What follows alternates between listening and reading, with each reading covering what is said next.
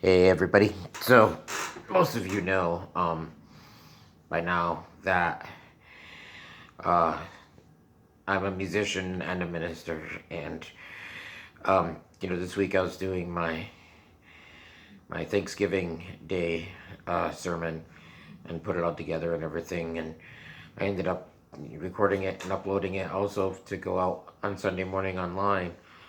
Um, and you can check that out if you want to on the Sword and Spirit playlist on my YouTube channel. But I hadn't done a music one, all things music, in a little bit. Been doing a lot of bass playthroughs this year. I'm well over 100 of those.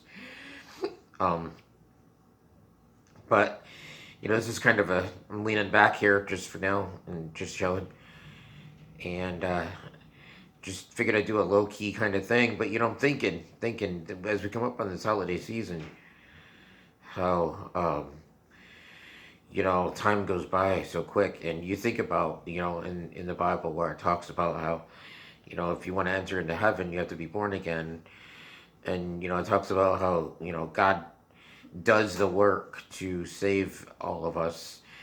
But there's that responsibility that humans have once that is, it's like I've heard somebody use the spark plugs in a car, that spark when you turn the ignition and it starts the car. It's like God sparks that spirit and then it starts regeneration. And then from there, we rev on the gas and throw it into drive as we begin to walk in obedience and faith and do the things that we're supposed to do. And then, salvation is a lifelong process. Sanctification. It's called progressive sanctification. Okay, so but we don't really understand the connection between. It's like two lines in the snow that go side by side, and there's the human aspect and the godly aspect over here. So we don't know how those cross or where they cross down the way.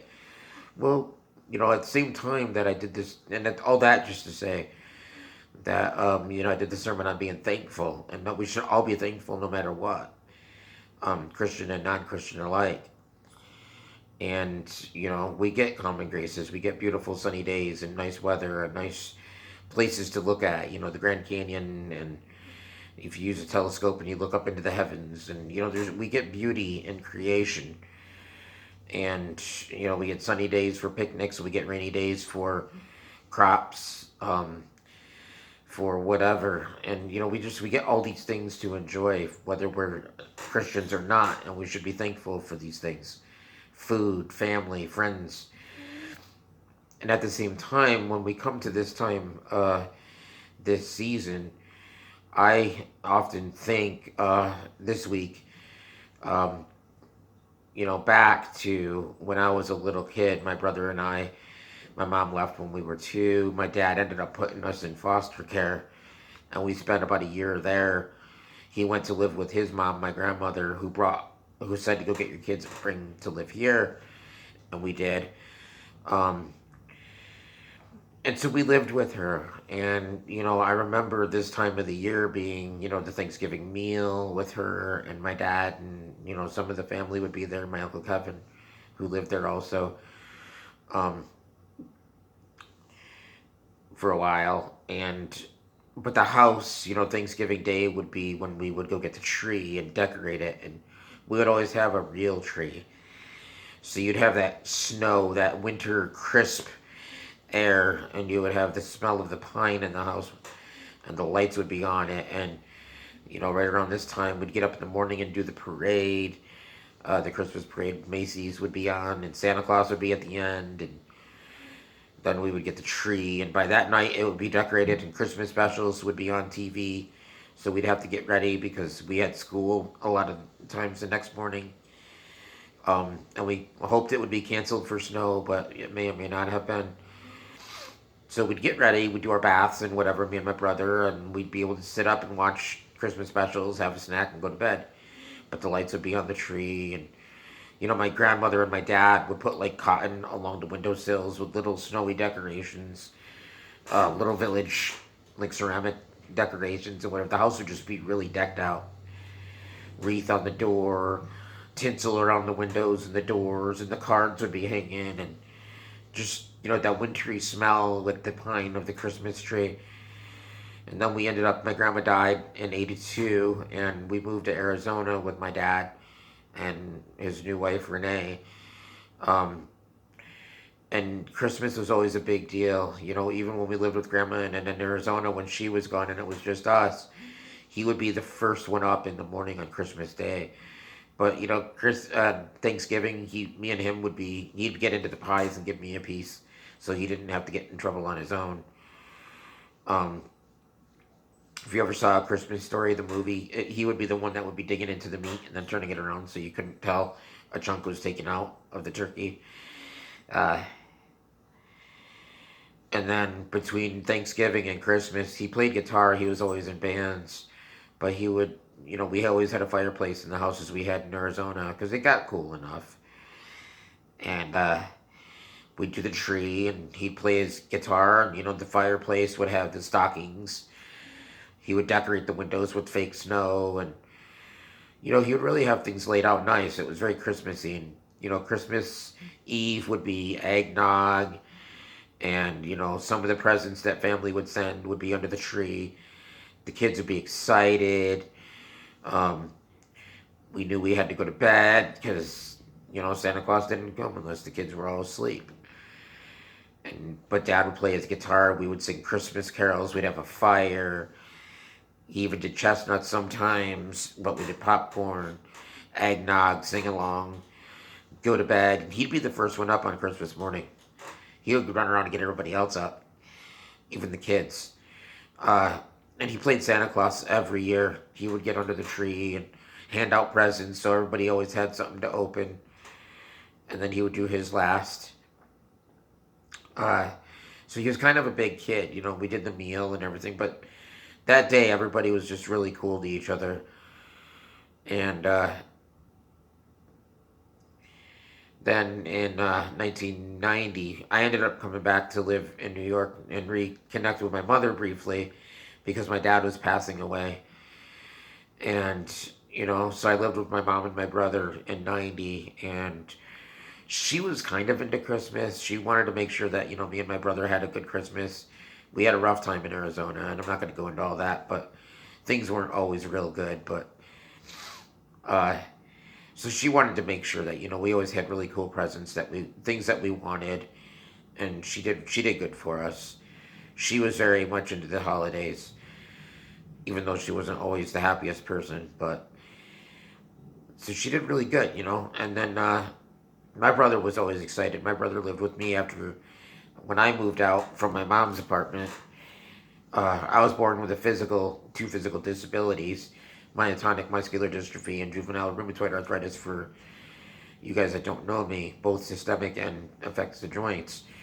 Um, and my brother was born with a mental disability where he was slow. And so when I moved out of my mom's apartment, my brother lived with me.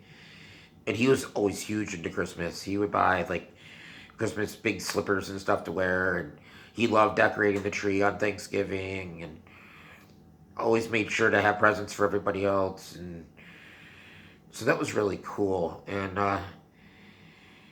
it was not the same, but you still had like because being married, and at that time I I was married, and she went back to the world and she left and whatever, but after 18 years, so, but that's a whole other ball of wax. But I would go to her family, and they had a large family, and they all made sure we had presents. And then you would go to my grandma's house, my mom's mom, and then there would be presents there. My aunt's house actually is where she would have the parties, and then we would have Christmas with mom at home. And we did that as kids too. We had Christmases at both grandparents' houses, and even when my mom and dad were split and whatever. But um, when I moved out and we had my brother, it was me and my brother and my wife lived together. It was still Christmassy. We got into the specials. My brother liked the older stuff, the cartoons and whatever, Charlie Brown, and I'll make sure I got time here. So yeah, but My brother passed unexpectedly. He got sick. We were going to get ready to get our Thanksgiving dinner put together in 2000, and we were putting the tree up, and we all kind of had a flu bug going on. But that week he was not doing real good. He wasn't eating good, and his head kept falling backwards, and I don't know. He just wasn't right. And finally, we got him to go on Saturday to the hospital or to the doctor and get checked out. There was a doctor open, and they said he needed to get to the hospital quick. Um, that Sunday night, he passed away, and we had always been a team. I'd always been like the one to watch out for him and help to do the thinking for him and guide him and steer him, and then he would be like the physical. So together we could do all things. I was driving. I had a van, and he was able to help me get into the driver's seat, and then I could do all the driving. And so me and him went all over the place, and he loved it. It was like that was his car too. And he didn't drive. He couldn't drive, obviously.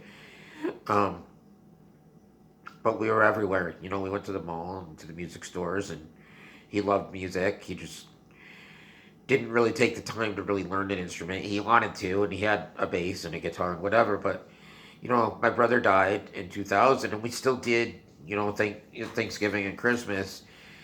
But gradually, they got less and less after 2000. We still got the presents from other families and whatever. And then in the last 10 years, I'm recording this on the 19th of November, going into Thanksgiving week 2022. Well, in the last 10 years, I lost pretty much the rest of my family.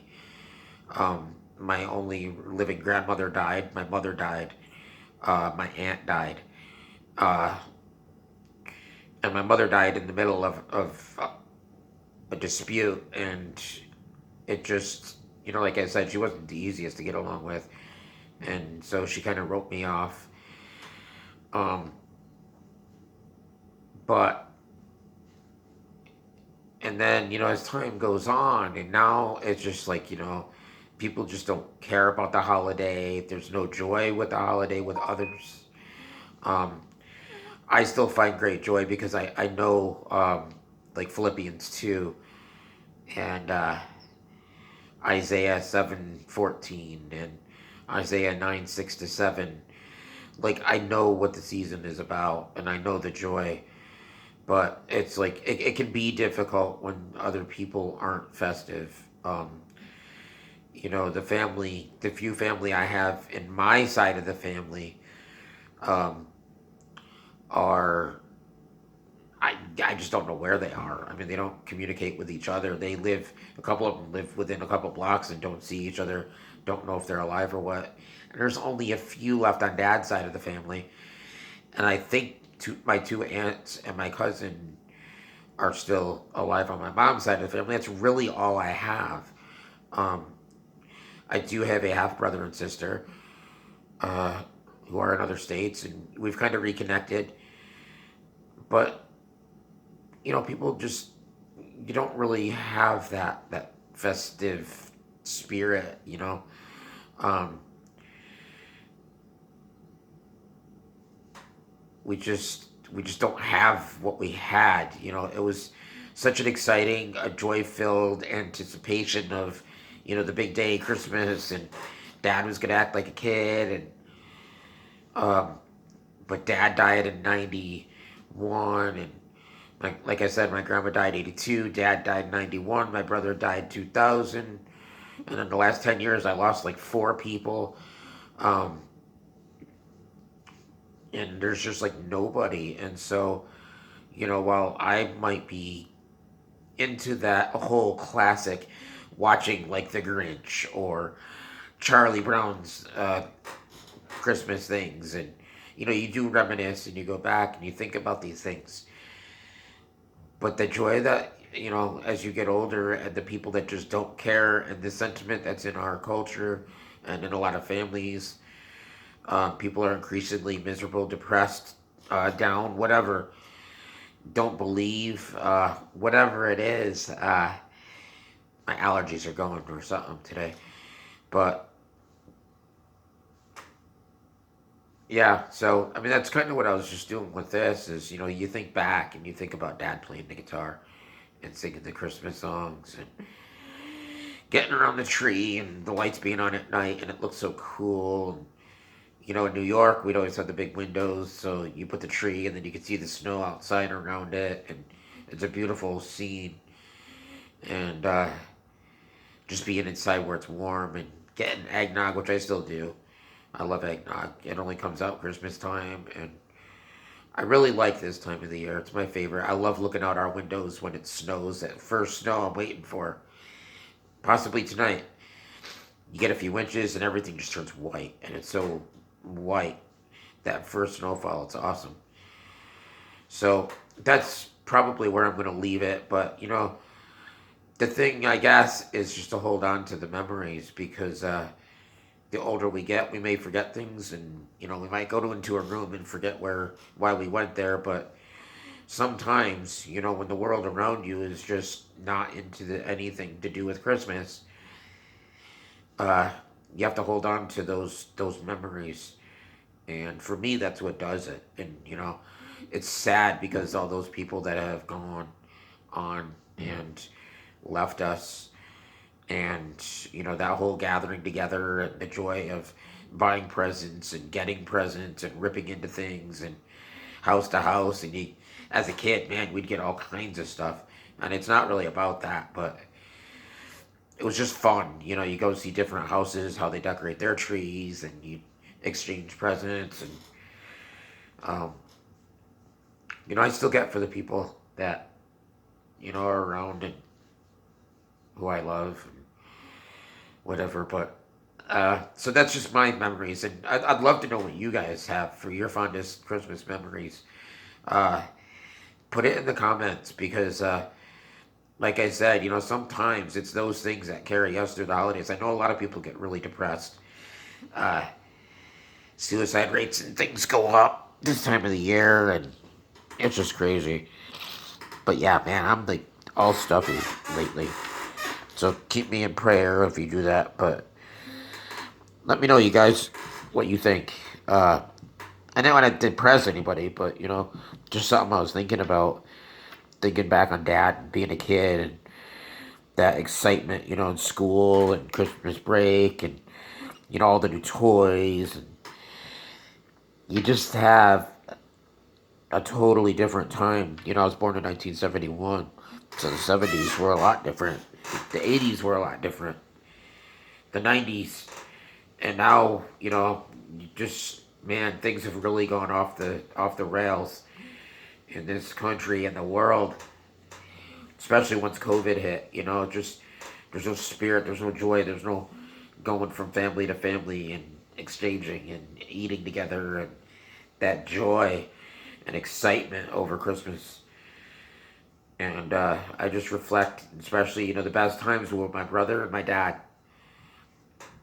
So yeah, I'll close here and let me know what you guys think. When your best time was. Uh, if you have a great particular memory that you would like to share, whatever you want to share, just do that. But I'll leave it here. Thank you guys for watching my videos, and I'll keep doing them well into the next year, and as long as anybody will watch. But God bless you guys. Thanks for watching.